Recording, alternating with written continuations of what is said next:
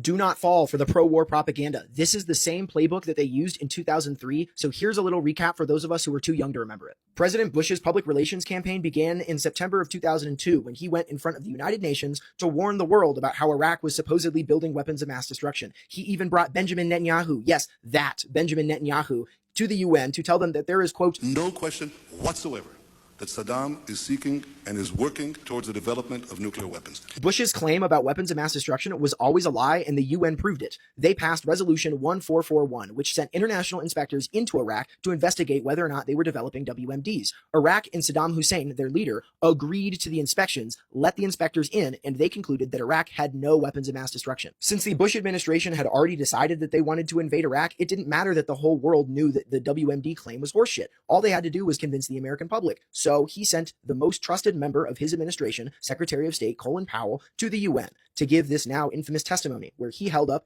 a scary-looking vial of white powder and presented a bunch of misleading computer-generated images that supposedly proved that Saddam Hussein was harboring al-Qaeda terrorists and building weapons of mass destruction to destroy the West. American media started glazing George Bush and the war effort with magazine covers like this from Vanity Fair, opinion pieces in every major newspaper, and pro-war guests dominating on Fox, CNN, and MSNBC. Democrats like Hillary Clinton and Chuck Schumer voted with almost every Republican to invade Iraq at a time when 72% of the American public supported this baseless invasion when it started in March of 2003. With all the retrospect, we know that the Iraq war was a complete disaster. We lost thousands of American soldiers and hundreds of thousands of Iraqi civilians, and a war against Iran would be no different. Now we're seeing countless American politicians and media figures saying things like, we cannot allow Iran to have a nuclear weapon, but no one has proven that Iran is close to getting one or that they're even trying to develop one. Benjamin Netanyahu has been saying for decades that Iran is on the cusp of developing a nuke, but Trump's own director of national intelligence, Tulsi Gabbard, told Congress in March of this year that Iran was not building a nuke. This is a lie campaign being blasted all over our feeds to make it so that you consent to having American troops and treasure being dragged into another endless war in the Middle East.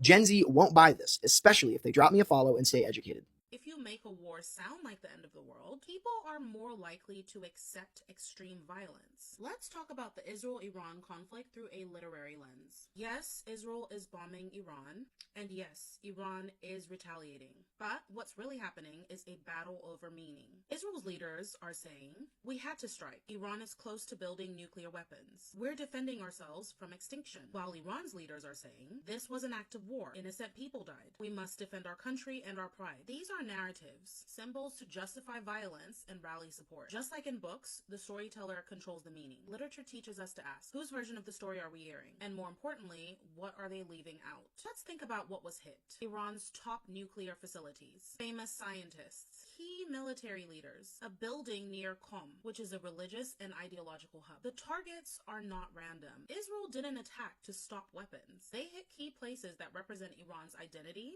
power, and future. And that's what makes this more than war. It's propaganda, and it is a very clear message. We know where you're strongest, and we will destroy it. In literature, this is symbolic conflict. The apocalyptic tone is no accident. Grave consequences. This will spread to US bases, and none of this is coincidental. Leaders are speaking like characters in Revelations, and this is why they're doing it. If you make a war sound like the end of the world, people are more likely to accept extreme violence. Literature shows us this tactic again and again and again. People in power use fear to suspend morality. Think dystopian fiction, Greek tragedy. Bottom line, this is a performance we've all seen before. Airstrikes, retaliation, children unalive, the UN urging restraint. After a while, we stop caring, and that is dangerous. In literary theory, this is what Roland Barthes calls myth-making. When something happens so frequently, we stop asking why, and we just accept it as natural or inevitable. Literature helps us remember that even if something feels normal, it is often the result of someone's choices. Both sides are pushing their version of events.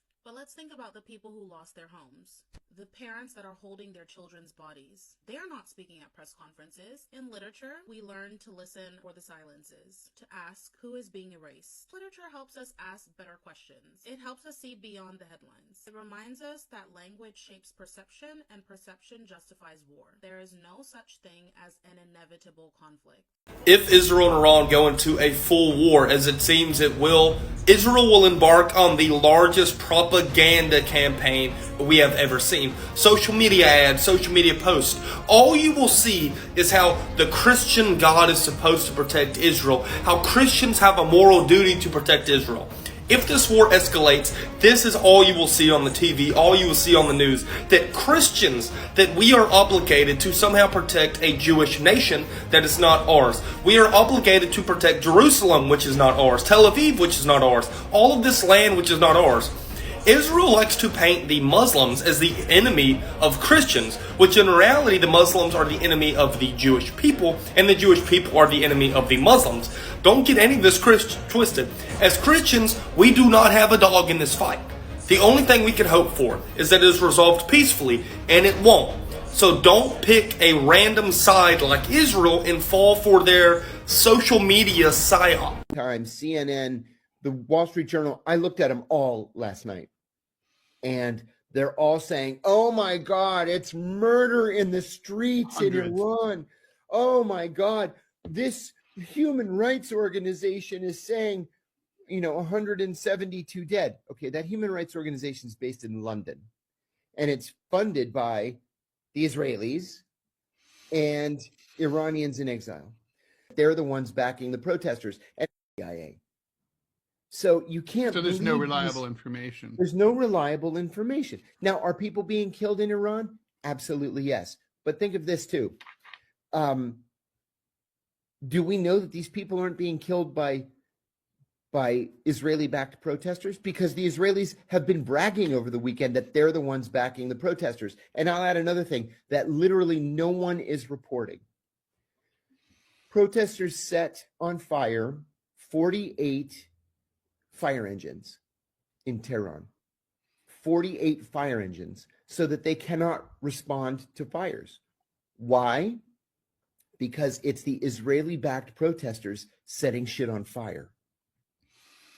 And this is just to make it worse. Now, the thing is, okay, so for people who are listening and are thinking, okay, John's being conspiratorial and blah, blah, blah, let's not forget that we know that Iran is riddled with people on the Mossad payroll because of the fact that they provided the targeting information for the Israeli-U.S. military attacks against atomic scientists and military sites in Iran recently, right? We know that. We talked about here on the show before any of these protests started about how Iran has a serious Israel problem in terms of infiltration. So I just want to, provide a little context there. Yeah, I think my point here is to remind everybody that there are two sides to a story. Right. And we're only getting the Israeli side. Right. The Israelis are backing Reza Pahlavi. The Israelis are backing these so-called human rights organizations. The Israelis are the ones demanding that U.S. policy be that Iran doesn't have any missiles. So we just have to be very careful. Listen, I'm not saying that this is what's happening. I'm saying that this is what sounds like it's happening. From the moves that he's making with these tariffs, it seems like Donald Trump had a plan to bankrupt the USA. And the reason why I say this is, how he came in his second term talking about crypto? I just read an article where the dollar is losing its standing, where countries are starting not to believe that the U.S. will be doing right by the U.S. dollar, so they are selling off their treasuries. This is between the U.K., Canada, China. People who hold the most tremendous debt here in the U.S. are selling off of their U.S. treasuries. Not saying that every country is doing this right now, but it is a card that they are thinking about playing. If they decide to come together and actually sell off their treasuries, this can literally collapse our economic system in one stand. And if he keeps pushing these tariffs, that's exactly what's going to happen. What people are thinking is going to happen if that happens is that people are going to not only switch to their own currency, but people will be going to Bitcoin.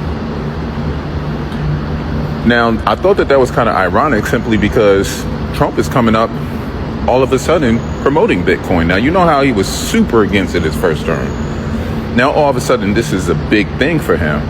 Not to mention that he's also enriching himself. I think he just got caught trying to promote something or push something on Truth Social that he was trying to sell to the American people. But people know that if this was anybody else of color, Kamala Harris, Barack Obama, anybody in that office, that this would not go down. Shit, even Joe Biden.